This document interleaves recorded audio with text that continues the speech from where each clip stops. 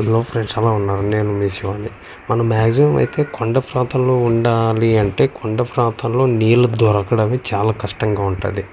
ఎందుకంటే ఈ కొండ ప్రాంతంలో నీళ్ళు అనేది కాదు, వేడిని అయితే భూగర్భం నుంచి వస్తుంటుంది.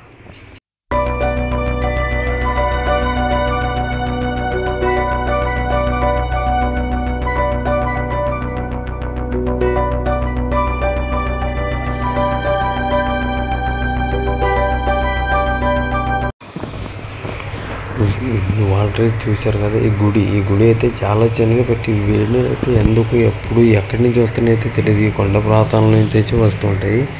ఈ నీళ్ళు ఎలా వస్తున్నాయి అనేసి అడిగితే ఎవరికి తెలీదు. అంటే చాలామంది కనుక్కోవడానికి అయితే ట్రై చేశారు. బట్ ఈ నీళ్ళు అయితే మేము చూసాం వేడిగా ఉన్నాయంటే వాటర్ అయితే చాలా వేడిగా ఉన్నాయి.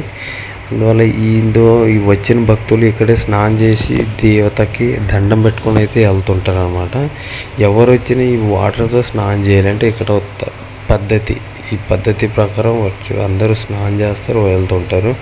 వీడిని చూడండి, భూగర్భం నుంచి అలా వస్తూనే ఉంటుంది అన్నమాట.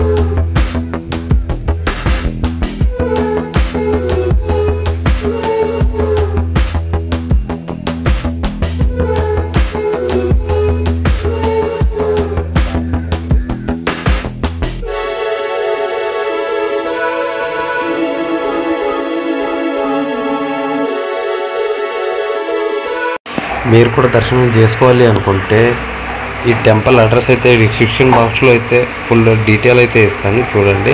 మీరు కూడా దర్శనం చేసుకోండి. వీడియోని వస్తే లైక్ చేయండి. లైక్ చేయడం మాత్రం మర్చిపోకండి. వీలైతే షేర్ చేసి సబ్స్క్రైబ్ చేసుకోండి. Thank you for watching.